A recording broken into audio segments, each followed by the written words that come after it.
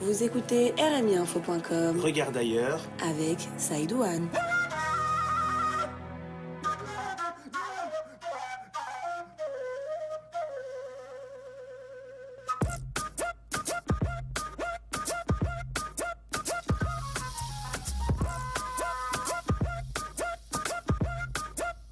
Bonsoir et bienvenue dans Regarde ailleurs, l'émission consacrée à la Mauritanie et sa diaspora. Avec au sommaire de RIM-Actu, après la dénonciation de l'injustice, le groupe de rap Oulad El Bled fait appel à la RADDHO. Pour qui roule M. Loulbekher, le leader de l'APP ne serait pas totalement contre la modification de la Constitution. RIM Croisé, une nouvelle émission de rap et de cultures urbaines, débarque sur rmiinfo.com. Vous ferez connaissance avec son présentateur dans un instant. Seta Camara nous rejoint dans un instant justement pour développer ses titres. Bassouley et Nadal Wakaf sont sur le plateau. Ensemble, nous recevrons Ibrahima Diabakate, le président fondateur de NX Vision. Cette jeune start-up veut aujourd'hui révolutionner notre rapport à l'argent. Elle propose une solution de paiement dématérialisé et de transfert d'argent par SMS. En quoi cette innovation va-t-elle simplifier la vie des migrants, notamment pour l'envoi d'argent en Afrique? Quel sera l'apport de cette innovation dans l'économie solidaire? Ibrahima Diabakate, lauréat du prix Réseau Entreprendre du Val-de-Marne, répond à nos questions. On fera également un détour par la toile. Ce sera l'actu des réseaux sociaux avec Amadou Khan. Vous connaissez la formule, chers auditeurs. Vous pouvez réagir sur la page Facebook de Regarde ailleurs sur rmiinfo.com, mais aussi avec le hashtag RA. C'était le sommaire de ce numéro de Regarde ailleurs. Tout de suite, place à l'actu RIM avec Seta Camara. Seta, bonsoir. Bonsoir. Le groupe Oulad El Bled a saisi la RADDHO. Alors, le site Taradoumi a rapporté que le groupe de rap Oulad El Bled a entamé des consultations à Dakar auprès des organisations des droits de l'homme pour dénoncer la présence sur le sol sénégalais du commissaire Mohamed Ould Nejib, qui est l'un des tortionnaires.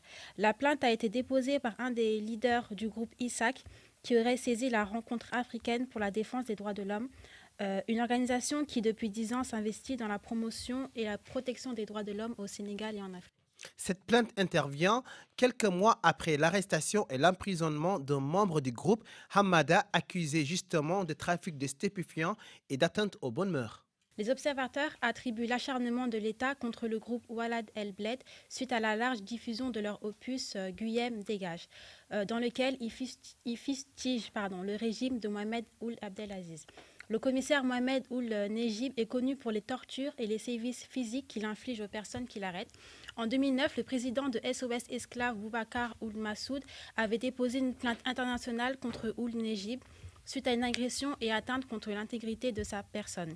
Mais toujours d'après Taradoumi, la plainte fut retirée après un arrangement à l'amiable. Messoud Loulbekher, pas tout à fait contre la modification de la Constitution. La convergence de CUPAD, Unité pour une alternance pacifique et démocratique constituée des partis APP, WIAM et SAWAB, a tenu à travers la voix de son président sortant, Massoud Ould Boulkher, à rappeler ses positions sur les modifications constitutionnelles, objet depuis quelque temps de toute rumeur dans le pays. Dans un communiqué, le CUPAD écrit, je cite, « Dans le principe, la CUPAD est fermement opposée à tout changement de la Constitution dans ses articles 28, 26 et 29. Néanmoins, si la volonté des participants au dialogue s'exprime par consensus en faveur des modifications constitutionnelles, elle ne peut que les approuver dans ces conditions seulement. » Fin de citation. On passe enfin à notre dernier titre de la musique pour finir. Oui, on finit ce RIM-Actu en chanson avec RIM Croisé, qui est le nom d'une émission hip-hop qui verra bientôt le jour sur rmiinfo.com. Youssouf Diop, alias Youssouf Shady, qui est le présentateur, est sur notre plateau. Youssouf, bonsoir. Alors, vous allez animer une émission intitulée RIM Croisé, consacrée au hip-hop et aux cultures urbaines sur rmiinfo.com. Quel est le concept de cette émission ? Alors, RIM Croisé a comme concept éduquer, divertir et informer. Éduquer dans le sens où le hip-hop en 2015 a pris une autre dimension, c'est-à-dire qu'aujourd'hui, on se rend compte qu'on voit des rappeurs qui animent des conférences ou même qui donnent des cours dans des universités telles qu'Akhenaton ou Lino, tout récemment à Paris 8. Donc, éduquer, informer, comme nous sommes à la radio, donc on part de là pour donner des informations sur les artistes mauritaniens qui résident en Europe, France, Belgique, Italie, entre autres, et divertir Le hip-hop, on le sait, donc voilà, c'est une musique de divertissement entre la danse, le DJing et le beatmaking. Ok, l'émission sera en forte interaction avec une rubrique sur rmiinfo.com et une page Facebook également qui a été créée. Que trouve-t-on sur ces différentes plateformes et pourquoi ce choix? Alors, sur la plateforme du site, il y aura la rubrique, bien sûr, qui contiendra des articles, des chroniques et nécessairement un calendrier, c'est-à-dire un agenda où nous mettrons, c'est-à-dire la sortie des albums, des clips et des concerts également.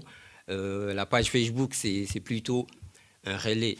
En fait, à partir de la page, on essaiera de partager toutes les infos qui contiennent sur le site. Alors Youssouf, on sait déjà qu'il y a pas mal d'émissions sur le hip-hop qui existent, notamment des émissions en web radio.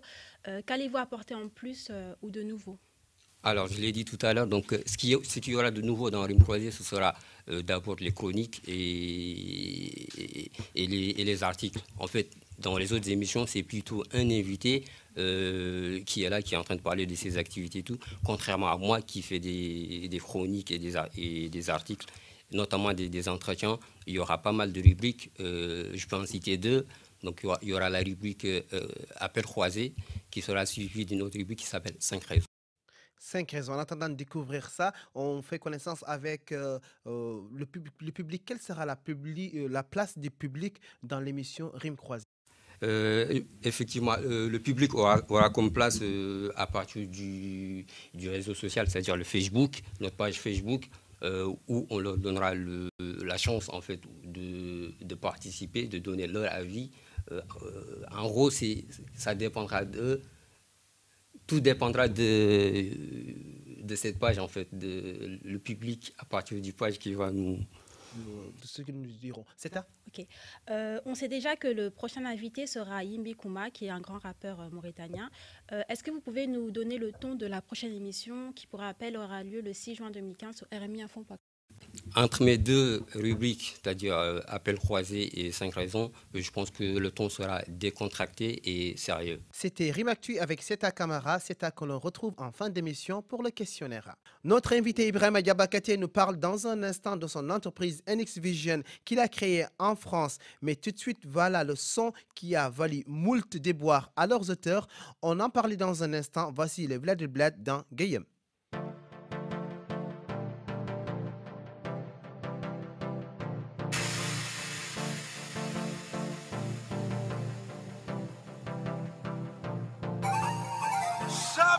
rmiinfo.com.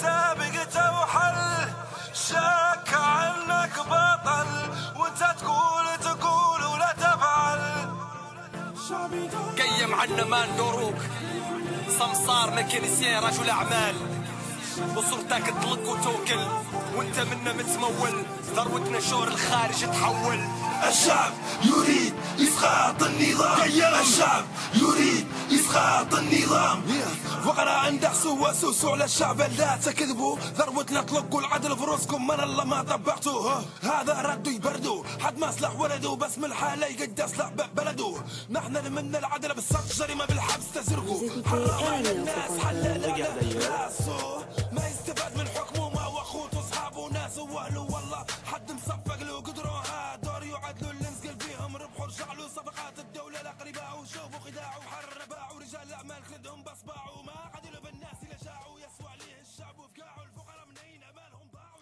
Vous écoutez Regard d'ailleurs sur rmiinfo.com. Dans un instant, le questionnaire. Juste avant, Amadou Khan nous parle de l'actu des réseaux sociaux. Tout de suite, place à notre invité, le start-upper mauritanien Ibrahima Diabakate. Ibrahima Diabakate, bonsoir. Ibrahima Diabakate, vous êtes mauritanien. Après votre baccalauréat, vous avez vécu en Algérie et en Chine. Aujourd'hui, vous vivez en France où vous avez créé l'entreprise NX Vision. Que propose très concrètement cette entreprise? D'abord, bonsoir et merci à vous. Je pense que l'initiative, elle est louable, de votre initiative de créer une radio qui va permettre de donner la voix à la diaspora. Je tiens d'abord à vous remercier pour ça. Par rapport à votre question, donc, que propose Next Vision? Donc, Next Vision essaie de développer un concept qui est bâti autour du paiement mobile pour favoriser le paiement et le transfert dernier kilomètre via le mobile. Ok, quand vous dites transfert et paiement, c'est-à-dire que la personne peut payer directement avec son téléphone portable. Je le précise pour nos auditeurs. Mais pourquoi ce nom, Next Vision? Moi, je disais NX Vision. NX Vision. Ou voilà. Alors, donc, effectivement, on va avoir un produit qui va s'appeler prochainement Altercash pour la partie paiement. NX Vision pour dire que NX, qui veut dire la variable, l'inconnu, donc c'est de donner la vision à la complexité. Ok, une vision de la complexité, donc une vision, disons, plurifaciale. Parlons un peu du financement de votre entreprise. Vous avez recouru à un moment donné à du crowdfunding, c'est-à-dire le financement participatif. Vous pourrez nous en dire un peu plus? Comment est-ce que ça s'est passé? Vous avez récolté quoi exactement? Donc, effectivement, Next Vision a été lauréat d'un ensemble de financements qui nous ont permis de pouvoir démarrer. Et entre autres, le crowdfunding. Le principe du crowdfunding, c'est de permettre au peuple, à la population, au public, de pouvoir financer un projet. Et donc, il y a différents modes de crowdfunding. Donc, nous, avec la philosophie que nous avions, c'était de pouvoir permettre à un ensemble des Mauritaniens, mais surtout un ensemble de la diaspora, en tout cas toute personne intéressée au projet de Next Vision, de devenir actionnaire. Voilà, donc c'était une prise de participation dans le capital et ça nous a permis de lever 30 000 euros. 30 000 euros. 30 000 euros qu'on va rajouter au prix également que votre entreprise a eu du réseau Entreprendre de Val-de-Marne. Ce prix, cette solidarité que vous avez vue, est-ce que c'est la chose que vous essayez vous aussi de revendre, en tout cas de partager avec d'autres à travers votre entreprise? Le projet Next Vision, par nature, est parti de la solidarité. Effectivement, c'est la solidarité des migrants parce que le fait de transférer de l'argent, déjà, c'est de la solidarité. Je pense que l'économie sociale et solidaire est innée pour nous. Donc, c'est ce que j'ai toujours dit. Donc, le projet, effectivement, bon, j'ai été lauréat, non pas parce que l'entreprise est solidaire, mais en tout cas, le projet, il est solidaire. Et pour répondre à votre question, effectivement, c'est des dispositifs qui ne sont pas là que pour l'entreprise solidaire. Donc, c'est Réseau Entreprendre finance un ensemble de n'importe quelle entreprise. Et en fonction, effectivement, de l'activité de l'entreprise, moi, j'ai été double lauréat de Réseau Entreprendre et avec un label Entreprise solidaire. Bravo pour tous vos prix. Mais aujourd'hui, concrètement, qui sont vos clients qui utilisent le service Next Vision? Ben vous. Donc, effectivement, le Next Vision, c'est encore un projet, c'est une start-up. Hein, donc, les premiers financements ont permis de mettre en place une solution test qui est déjà en phase test. Aujourd'hui, il y a une vingtaine de milliers d'euros de transactions qui sont réalisées. Il y a à peu près 250 comptes qui sont ouverts. Donc, les clients, c'est des petites transactions et notamment les associations. J'ai quelques associations qui utilisent pour faire les paiements de leurs cotisations. Et donc, ça a permis de faire une phase test. Et la prochaine étape, ça va être la partie transfert. Oui, on est en train de parler depuis tout à l'heure de solidarité, éventuellement d'économie solidaire. C'est-à-dire que vous nous dites concrètement que les personnes qui ne peuvent pas se déplacer, ils peuvent, rien qu'avec un numéro de téléphone, cotiser comme participation dans une association. C'est ça? Voilà, donc le principe de Next Vision, au-delà de pouvoir faciliter effectivement et réduire les coûts à travers, comme vous venez de dire, de pouvoir payer n'importe où au final, et que ce soit sa cotisation, que ce soit, on sait très bien que nos associations communautaires, par exemple, la collecte des cotisations, c'est se déplacer en réunion une fois par mois. Et donc, on a cette réduction des coûts de trajet, cette réduction, mais au-delà de ça, Next Vision, ce qu'il sait faire à travers le paiement dématérialisé, c'est de pouvoir favoriser l'impact des transferts. C'est-à-dire qu'au-delà juste de transférer l'argent, l'objectif, c'est d'accompagner les associations, d'accompagner les porteurs de projets à pouvoir faire en sorte que l'argent puisse arriver au dernier kilomètre en réduisant les intermédiaires et qu'à ces derniers kilomètres puissent payer directement les acteurs économiques. On rappelle quand même que les solutions de paiement mobile existent, notamment en Afrique, au Kenya, depuis 2006, je crois. Juste tout de suite, on va parler de l'économie solidaire, vu que votre démarche, elle s'inscrit quelque part dans cela. Nadal Waref, c'est quoi déjà l'économie solidaire avant d'en venir à votre question? Alors, bonsoir, Ibrahim Diabakete. D'abord, l'économie solidaire, désigne une manière d'entreprendre qui place l'être humain et non le profit au centre de l'activité économique. Donc c'est une économie de proximité qui est soucieuse des coûts sociaux et environnementaux. Donc, je rappelle, comme vous l'avez dit tout à l'heure, votre invention Next Vision a pour but de promouvoir cette économie solidaire, notamment en Afrique. J'aimerais savoir, Ibrahima Diabakete, votre système de transfert de fonds Next Vision, est-ce qu'il est ajusté en fonction de type de consommateur, c'est-à-dire est-ce que vous proposez des tarifs réduits, par exemple, en fonction des revenus des ménages? Alors, d'abord, Next Vision ne se positionne pas en société de transfert d'argent. Donc, la solution de paiement n'est qu'un outil. L'objectif pour nous, c'est de pouvoir accompagner l'usage des fonds transférés. Donc, effectivement, en termes de coûts, on va être compétitif, mais au-delà des coûts, c'est l'impact socio-économique que nous voulons privilégier. C'est-à-dire qu'on va pouvoir permettre, par exemple, à une communauté de pouvoir, on prend un village dont les ressortissants envoient chacun 150 € par mois, en passant chacun par un intermédiaire, chacun paye à peu près 10 à 15 € de frais intermédiaires. On va pouvoir mutualiser pour leur permettre de pouvoir faire un transfert groupé, ce qui va déjà permettre de réduire les coûts, et on va permettre de payer directement les acteurs économiques locaux, c'est-à-dire un marchand local, une coopérative locale. Donc on n'est plus dans une logique de pur transfert d'argent. L'objectif, c'est de faire en sorte que les transferts d'argent puissent créer de l'activité économique locale. Oui, on va parler de la faisabilité très concrète de votre création. Comme vous le dites, créer une sorte de plus-value locale maîtrisée par les communautés villageoises ou associatives. Bassouley? Moi, ma question, elle s'articule ainsi. Donc, elle aborde par rapport à ce que vous venez de soulever tout à l'heure concernant les transferts d'argent qui sont souvent informels, et ce qu'on appelle souvent l'économie souterraine. Et je voudrais savoir comment vous allez vous positionner face déjà à la concurrence qu'on sait déloyale qui existe dans le transfert traditionnel comme Western Union et tout, et comment vous pouvez faire pour que votre projet soit faisable et soit applicable à l'échelle communautaire? Très bonne question. Effectivement, c'est pourquoi le nom Next Vision, qui veut dire donner de la vision à la complexité. C'est-à-dire que ce que nous souhaiterons promouvoir, c'est effectivement une autre vision de la solidarité qui n'est pas que de la subsistance. C'est-à-dire qu'aujourd'hui, on sait très bien que nos communautés en Afrique de l'Ouest, on est très solidaires en termes d'envoi d'argent, mais je ne pense pas que ça puisse favoriser le développement économique local et que ce n'est pas la solution qui, de toute façon, aujourd'hui, l'actualité est là pour nous montrer, ce n'est pas l'immigration qui va permettre le développement. Donc, je pense qu'il faut trouver d'autres modes de développement. Et donc, le modèle de Next Vision, c'est effectivement de favoriser, de promouvoir un modèle de développement basé sur notre organisation, notre mode de vie quotidien.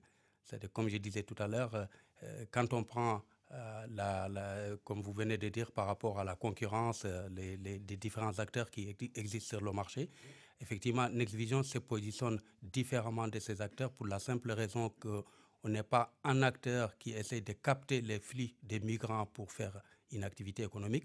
On est un acteur qui essaie d'accompagner les besoins des migrants pour favoriser l'accès, réduire déjà, donner plus d'impact à cet argent-là qui est envoyé, au-delà juste de faciliter l'envoi, c'est de leur permettre une sorte d'éducation financière, c'est de promouvoir une autre façon d'utiliser cet argent pour que ça puisse créer de la plus-value localement. D'accord, mais quand on sait les mentalités de nos concitoyens ou de l'immigré de manière générale qui est parti de son pays à un autre pays pour pouvoir contribuer à l'émancipation ou au développement à la petite échelle de sa communauté, que ce soit la famille de manière très réduite et de manière générale la grande famille. Mais comment est-ce que votre projet a été accueilli? Est-ce que ça ne soulève pas quelques doutes d'une personne qui veut créer une start-up qui, déjà, je suppose que vous travaillez avec des gens qui n'ont pas souvent des études très poussées pour comprendre ces enjeux-là? Justement, c'est que quand on parle d'innovation, bon, vous avez parlé d'invention, je n'ai pas inventé le système de paiement mobile, Oui, effectivement. on l'a compris. On parle, donc, Nextvision ne cherche pas à être dans le conformisme, effectivement. C'est-à-dire que, comme ce n'est pas seulement notre communauté, l'innovation bouleverse, elle fait peur, et toute innovation rencontre des réticences. C'est normal. Et il faut arriver, par contre, à faire en sorte que l'innovation rencontre son marché. Donc, nous, ce qu'on va essayer de faire, c'est aussi de la pédagogie, c'est de pouvoir faire comprendre que ce n'est pas parce qu'on a fait toujours comme ça qu'il faut continuer à faire comme ça. Effectivement, bon, ce n'est pas toujours évident. Aujourd'hui, la solution qu'on a optée pour, elle est facilement accessible, parce que le mobile est devenu un outil quasiment accessible à n'importe qui. Et donc, sur la base de cet outil-là, on va pouvoir dire, ce n'est pas autant le paiement ou le transfert qu'on va essayer de promouvoir, ce n'est pas ça. C'est ce qui est derrière. C'est-à-dire, qu'est-ce que la plus-value? C'est qu'aujourd'hui, quand on va aller travailler, on est obligé de faire un CV, on est obligé d'ouvrir un compte bancaire. Ce n'est pas toujours évident pour quelqu'un qui vient du bled, qui n'a jamais ouvert un compte bancaire, qui n'a jamais... Mais quand on a vu la nécessité, on s'y met. On s'y fait facilement. On s'y fait, voilà. Donc le principe, il est aussi simple que acheter une carte de téléphonique, Libara ou Lika pour appeler l'Afrique. C'est le même principe, on va acheter un crédit et puis on va créditer son téléphone, on va téléphoner. C'est le même modèle. Ok, ce modèle quand même, comment dans la réalité et concrètement, une personne lambda, un Mamadou qui veut envoyer de l'argent à Bababé, il fait quoi? Comment est-ce que ça va se passer? L'opération technique. L'opération et à Nouakchott, est-ce que la personne, il faut qu'il y ait par exemple un compte bancaire ou bien il y a un guichet où la personne pourrait recruter? Je ne sais pas si c'est exactement fait ou bien qu'est-ce que vous envisagez de faire? Alors, ça, c'est une très bonne question. Donc, vous me donnez l'opportunité de faire un appel à tous les Mauritaniens et toute la communauté, d'ailleurs, diaspora, qui souhaiteraient soutenir ce projet. C'est-à-dire, le concept du projet est simple, c'est de dire que la mutualisation peut nous permettre de faire de l'impact. Nous cherchons à faire en sorte que nos synergies puissent se retrouver pour qu'on puisse avoir plus d'impact socio-économique dans nos pays d'origine, mais aussi bien ici. Et pour le Mamadou, répondez à ma question, s'il vous plaît. Et donc, pour répondre à votre question, effectivement, faire en sorte, concrètement, donc ça va passer par des étapes. Donc, aujourd'hui, la première étape, c'était de pouvoir avoir la solution qui soit opérationnelle ici. Par la suite, il y a des contraintes techniques et réglementaires qui passent par des partenariats. Donc, nous sommes en phase de partenariats dont je ne pouvais pas trop m'avancer là-dessus. Et donc, une fois ces partenariats établis, ceci va permettre effectivement de pouvoir faire du transfert. Mais le principe est très simple, c'est-à-dire que je vais pouvoir envoyer à Mamadou à Bababé. Donc, il suffirait de mettre le numéro de Mamadou, le montant à transférer. Il reçoit un SMS comme quoi il a eu de l'argent. Et puis, il va y avoir un partenaire réseau, soit le marchand local. Et Mamadou va se présenter là-bas avec son numéro de téléphone. Mais ça se fait déjà. Vous n'innovez pas dans tout. Tout à fait. On n'invente rien. C'est ce que j'ai dit. C'est pas que la solution n'existe pas, mais la solution n'est pas accessible. Après, derrière, donc, on n'a pas inventé le paiement mobile. Et justement, ce qu'on va inventer, par contre, c'est rendre ce service accessible à notre communauté. Ok, on a parlé des communautés d'ailleurs, et puis des communautés rurales, on y est. Nada? Je voudrais juste que vous nous éclairez sur les liens que vous voulez mettre en évidence entre le développement rural et l'invention Nextvision, par exemple. En quoi cette invention pourrait servir au développement rural en Mauritanie, sachant que dans cette zone, le taux d'analphabétisme est très élevé et les gens ne sont pas capables justement d'utiliser la nouvelle technologie. Comme je dis, Nextvision se voit un outil d'éducation et pédagogie, d'accompagnement. Le principe est simple, c'est-à-dire que quand on va, ce qu'on essaie de mettre en place à travers cet outil-là, donc l'accompagnement, le développement local, comment on va le favoriser, c'est de pouvoir permettre par exemple à une association qui veut construire une école, de pouvoir dire, plutôt que de transférer de l'argent pour aller acheter les prestations localement, on va pouvoir depuis ici payer les prestataires. Vous avez besoin d'acheter du ciment, donc on va avoir un partenariat d'un marchand qui vend du ciment. On va avoir le maçon qui va construire. Donc l'association va pouvoir collecter ses cotisations depuis ici et il va pouvoir payer directement le maçon ou le commerçant qui va livrer le produit. Donc, on n'a pas forcément besoin d'avoir tout le monde qui va utiliser. Donc, on va passer par des relais qui vont être, en gros, les relais qui vont matérialiser le dématériel. Donc, le marchand, il va être payé par environnement bancaire, mais c'est un marchand, donc ce n'est pas un problème pour lui. Donc, il est en zone rurale, mais quand il va se ravitailler, il va en zone urbaine. Et quand il va en zone urbaine, il peut faire son retrait. Il va être notifié qu'il a été payé sur son téléphone, mais il n'a pas besoin d'avoir l'argent sur son... C'est comme en France, on a son salaire qui tombe sur son compte bancaire. On n'a pas forcément besoin d'avoir l'argent. Aujourd'hui, on ne paye personne en France en espèces. Quand on travaille en France, la réglementation interdit qu'on paye un salaire en espèces. Donc c'est le même principe. Le prestataire, il va être payé directement et le bénéficiaire, il reçoit le produit ou le service. Donc vous proposez des politiques d'intelligence économique aux associations directement. Voilà, donc le projet, c'est comme j'ai dit, on accompagne, enfin notre objectif c'est de pouvoir accompagner les projets des migrants. Donc les projets que ça, donc l'outil n'est qu'à nous, on part du principe que avec le cash, on ne peut pas favoriser le développement économique. Parce qu'avec le cash, les risques qu'il y a autour des cash, aussi bien risque de vol, risque de perte, mais aussi les coûts qu'il y a. Aujourd'hui, transférer de l'argent en espèces, je vais à l'aéroport, aller à l'aéroport Orly pour confier 1 500 € à quelqu'un, qu'on ne connaît pas forcément, c'est perdre 3 heures pour aller, 3 heures pour retourner. 1 heure en France, le SMIC, c'est 9 €. Donc 3 heures, c'est 27 €. 6 heures, ça nous fait 54 €.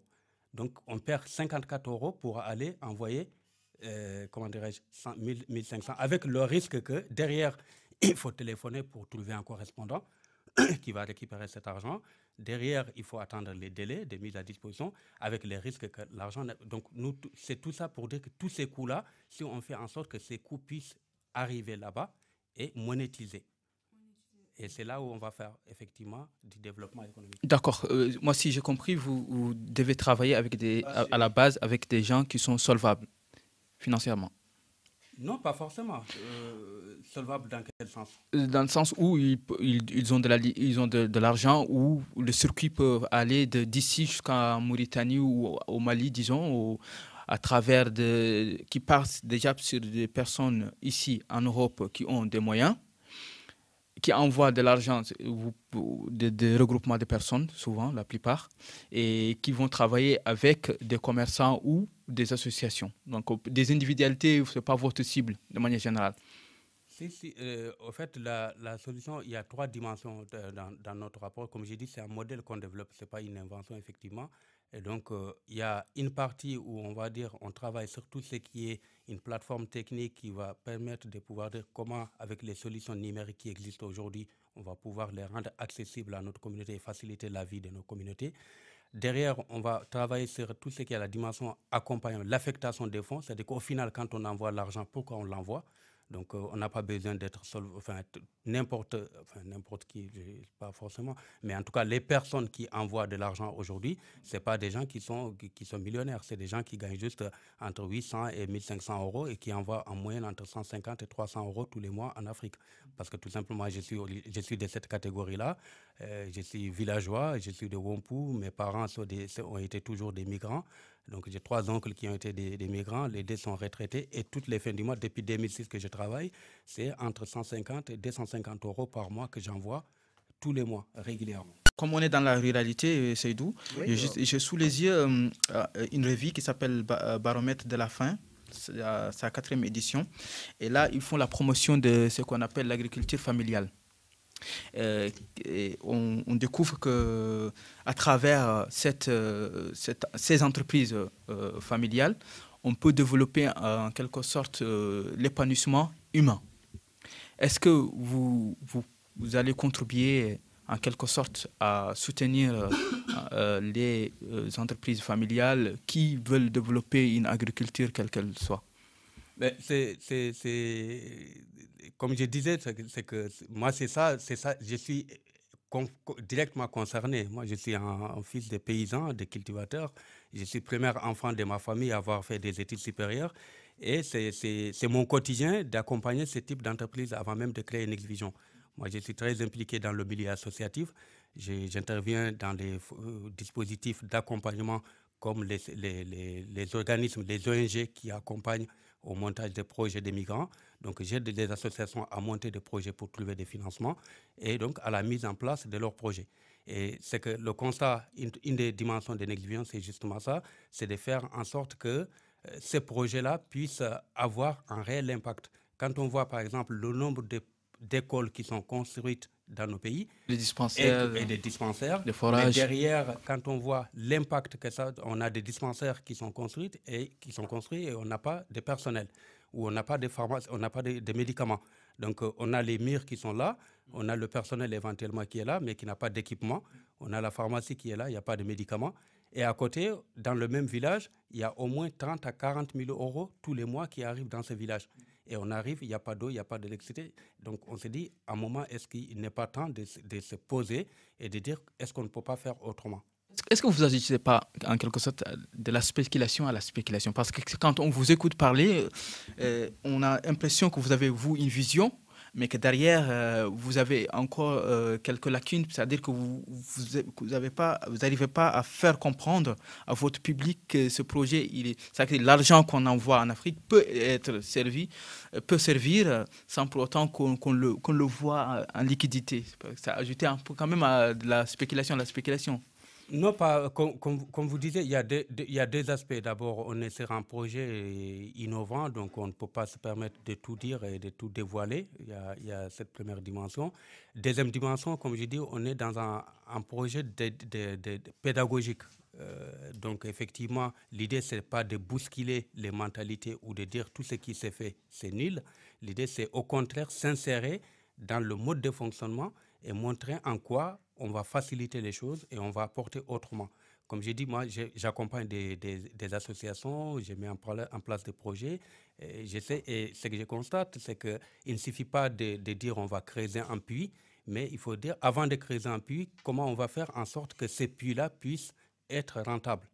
Et souvent, c'est ce qui manque à nos projets. Donc, au-delà d'apporter la solution, nous, ce qu'on va apporter à travers les projets qu'on accompagne, c'est de pouvoir aussi faire en sorte que ces projets puissent bénéficier d'expertise nécessaire. Et donc, quand vous disiez tout à l'heure par rapport à votre question que le projet s'adresse à des groupements et pas à des individualités, pas forcément. C'est-à-dire que nous, l'objectif, c'est ça, on essaie de faire une plateforme mutualisée, c'est-à-dire qu'on peut être individuel, mais au final, nous, on fait en sorte que la mutualisation, parce que quand vous êtes 10 personnes à envoyer dans la même localité, en passant par le système, nous, on a la possibilité de faire en sorte que les 10 personnes qui envoient individuellement, que ça puisse être un envoi groupé, donc pour réduire les coûts, et faire en sorte que ces envois, si les 10 personnes envoient chacun pour acheter du riz, et qu'avant, ils le faisaient individuellement. Là, on va pouvoir le faire de manière groupée, ce qui va permettre, par exemple, de pouvoir faire des achats groupés auprès des grossistes et donc de réduire le coût unitaire pour chacun. Très concrètement, la personne, par exemple, qui ne serait pas intéressée forcément par avoir des produits, avoir des denrées, qui voudrait avoir de l'argent, est-ce qu'elle bénéficierait à venir chez vous transférer son argent ou plutôt qu'aller dans des institutions qui sont déjà connues, qu'on n'a pas besoin? La question, il y a effectivement, pour moi, il y a des réponses à ça. Je vous écoute. D'abord, la première raison, on n'est pas là pour critiquer les concurrents, mais on est là pour dire qu'on n'est pas sur les mêmes problématiques.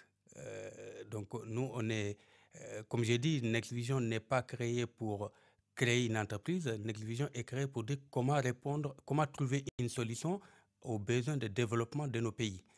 Et donc, à partir de ce moment-là, moi, j'invite tous les Mauritaniens à dire que soutenez ces projets-là et réfléchissons ensemble comment, ensemble encore, ça peut nous apporter quelque chose. Parce que ce n'est pas les autres qui vont développer nos pays à nos places. C'est nous-mêmes qui devons le faire. La deuxième réponse. Et donc, ça c'est la première réponse que je donnerai.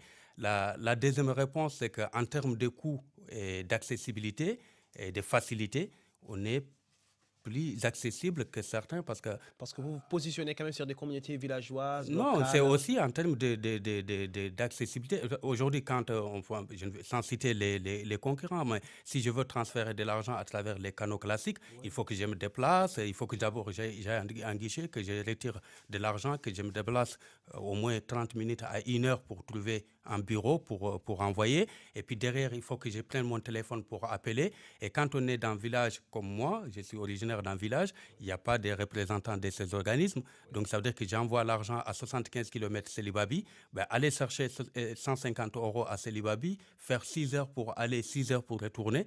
Je pense que le calcul, il est fait tout de suite, quoi. Ok, on va passer vers la dernière question. Nada? Toujours dans le cadre de l'économie solidaire, je rappelle que NX Vision est spécialisé en conseil et accompagnement de stratégies de croissance par l'innovation. Il me semble en effet que vous avez une approche purement schumpeterienne qui se traduit par le rôle majeur de l'entrepreneur dans l'innovation, donc pour la croissance économique. J'aimerais savoir, est-ce que dans les stratégies d'intelligence économique que vous proposez à vos clients, est-ce que vous intégrez les services écologiques? Effectivement, Next Vision est partie d'un vécu de mon parcours et de mon expérience personnelle. Mon expérience personnelle. Donc, je suis à la fois villageois, fils de paysans. J'ai eu la chance de faire des études supérieures. J'ai travaillé dans des entreprises innovantes, donc l'innovation. J'ai fait de l'intelligence économique. Donc, tous ces outils-là, je me suis dit, mais comment on peut les mettre ensemble pour contribuer à ce que nous cherchons tous, nous le disons tous, contribuer au développement de notre pays et de notre continent. Aujourd'hui, tout Africain, et je pense qu'on est affamé de ça pour dire comment on va développer l'Afrique. Et donc, moi, c'est effectivement l'ensemble de ces outils-là qui sont à ma disposition aujourd'hui, mon expérience professionnelle, mon vécu. Et je dis, mais comment je peux les adapter, non pas avec une approche top-down, c'est-à-dire imposé, mais avec une approche bottom-up, c'est-à-dire aller du concret, de manière pragmatique, simple, mais avec des résultats tangibles. On prend 100 personnes aujourd'hui qui peuvent dire, 100 personnes qui envoient chacun 100 € par mois, c'est 10 000 €. On dit à ces 100 personnes, vous adhérez au système, on fait en sorte que ces 10 000 € que vous envoyez pourquoi? C'est pour acheter l'alimentaire. Mais on va faire en sorte qu'on ait une centrale d'achat et on va pouvoir permettre de payer directement auprès de cette centrale d'achat. On vous permet de réduire de 15% les coûts. Ces 15%, on vous dit, mais est-ce qu'on ne pourrait pas réfléchir à développer une société logistique de transport, de livraison? C'est-à-dire que pour ravitailler la coopérative, vous allez pouvoir payer un véhicule de transport. Donc, vous allez payer une personne, vous allez salarier une personne qui va pouvoir ravitailler le stock. Donc, en envoyant votre argent pour soutenir votre famille, vous allez créer, donc la coopérative, vous allez employer des personnes pour gérer la coopérative, donc vous allez créer de l'activité. Vous allez payer une société de transport, vous allez acheter un véhicule de livraison pour ravitailler la coopérative. Vous allez créer de l'activité et elle se développe. Vous allez pouvoir créer des services connexes à ça. Voilà, nous, l'approche de dire que voilà un modèle de développement que Next Vision essaie de développer, en tout cas essaie de promouvoir, et auquel on fait appel à tous ceux qui veulent contribuer pour dire que nos actions, les uns et les autres, si on essaie de les mettre ensemble, voilà, donc pour aboutir. Et l'outil, donc la solution de paiement ne serait qu'un outil pour sécuriser et comment dirais-je, faciliter tout ça. Aujourd'hui, on sait que ce que vous venez de pointer là est en train d'être étudié de manière très universitaire et scientifique. Et aujourd'hui même, le journal Le Monde publie un entretien avec Pascal Dupas, qui est la lauréate d'un concours qui s'appelle le Cercle des économistes. Vous devez connaître. Et elle dit qu'elle privilégie plutôt la gratuité des actions, c'est-à-dire que ce soit des actions humanitaires, que ce soit c'est-à-dire que plus la population elle a des facilités, mieux elle s'adapte, mieux elle se développe. Moi, je veux savoir, est-ce que, selon vous, en tant qu'économiste, le travail des organisations humanitaires en Afrique et de partenariat en Mauritanie, est-ce qu'elle a contribué à rendre les citoyens plus autonomes ou à des citoyens indépendants? D'abord, je ne suis pas économiste, même si d'accord, effectivement, mais je me suis beaucoup intéressé aux problématiques de développement parce que, comme je vous ai dit, donc effectivement, donc j'ai complété ma formation par des sciences de gestion. Mais mon background économique, c'est plutôt un praticien. Donc, pour répondre à votre question, je pense que la réponse est là. Je ne suis pas là à critiquer. Je ne dirais pas que les ONG n'ont pas apporté quelque chose, mais je ne pense pas qu'avec l'assistanat, on va pouvoir faire du développement. Donc, nous, l'idée, c'est de dire, effectivement, il y a un autre modèle, en tout cas moi c'est ce que je crois, un modèle de développement socio-économique qui ne soit pas de l'assistanat, parce que quand tu prends nos villages, moi je suis de Guidimara, quand tu prends le nombre de villages soninké où il y a des migrants au minimum entre 50 et 100 migrants en France, ça se compte quasiment, on parle de 44 villages Guidimara, et ce n'est pas seulement, mais je prends un exemple. Hein. Mais quand on arrive dans ces villages-là, le nombre les montants qui sont envoyés aussi bien par les migrants, parfois dont on ne connaît même pas, on parle des ONG, mais les migrants, ce qu'ils envoient, c'est beaucoup plus que les ONG. Mais quand on arrive sur place, quand on connaît pas. Voilà, quand on arrive sur place, on n'a pas de l'eau, on n'a pas d'électricité, on n'a pas l'autonomisation. Et donc, je ne pense pas qu'avec l'assistanat, on va faire du développement économique. Impossible de faire du développement économique avec de l'assistanat. On parle de start-up, d'économie solidaire, mais surtout de NX Vision, entreprise qui vous permet de dématérialiser vos paiements et réduire des coûts de transfert via la mutualisation des coûts.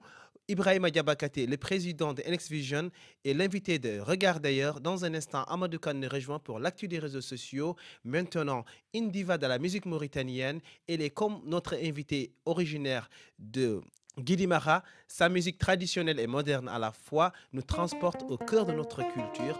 Voici Sira Dramé dans Luigi. Vous écoutez RMI Info.com. Regard d'ailleurs.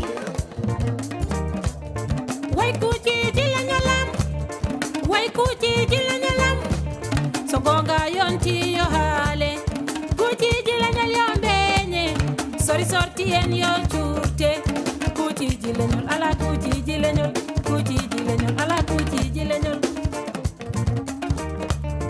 way kuti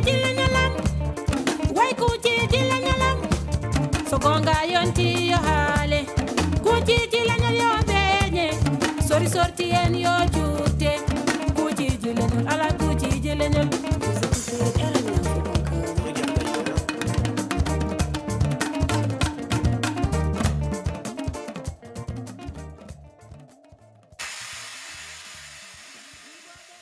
Vous écoutez Regard d'ailleurs sur RMIinfo.com. Dans un instant, notre invité Ibrahima Diabakate, fondateur de Next Vision, répond au questionnaire. À l'instant, ça clique, ça like, ça tweet. C'est l'actu des réseaux sociaux avec Amadou Kane. Amadou Kane, bonsoir. Bonsoir Seydou, bonsoir les amis. Merci à vous qui nous suivez partout dans le monde. Grâce à la magie des réseaux sociaux, c'est parti pour une chronique très très sérieuse. Oui, j'ai dit très sérieuse, car apparemment celle que je vous ai pondue le mois dernier ne l'était pas du tout, car je vous ai parlé de QI, de branle, ce qui a fait sourciller et baciller. Il n'est pas le seul d'ailleurs. Juste après votre émission, mon patron Seydouane m'a envoyé un SMS me disant « Prochaine fois, écris ta chronique en part ». Ponctuant sa phrase par un lol de colère. Oui, ça existe des lol de colère.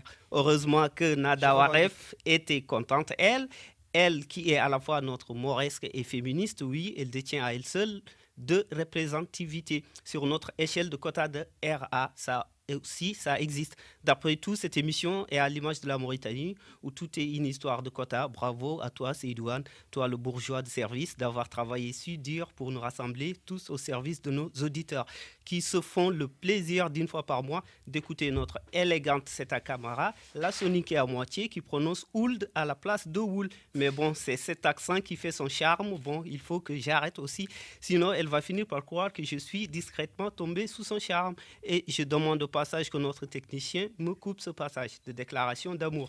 Tiens, en parlant de lui, Christophe, dont on ne sait pas s'il est colombe ou juste amateur de l'herbe de la Colombie. Le mystère reste entier. Cette émission ne serait pas ce qu'elle est sans moi, Akan, tout prétentieux que je suis. Il représente aussi les impertinents. Je ne finirai pas cette mise au point sans parler de notre réalisateur, le geek de service, Abdoulaye Sy, qui a du mal à s'intégrer dans nos débats d'intellectuels. Car là où on parle de la géopolitique de la littérature, il nous répond en pixel, en community management et j'en passe. Et il paraît qu'aujourd'hui, tu as une chronique très sérieuse, Amadou Kane. Oui, je vous avais promis une chronique très sérieuse ce mois-ci, au risque d'être très ennuyeux. Aujourd'hui, donc, bienvenue sur RMI, la radio en 3 lettres, et l'actualité des réseaux sociaux en 3 pages Facebook.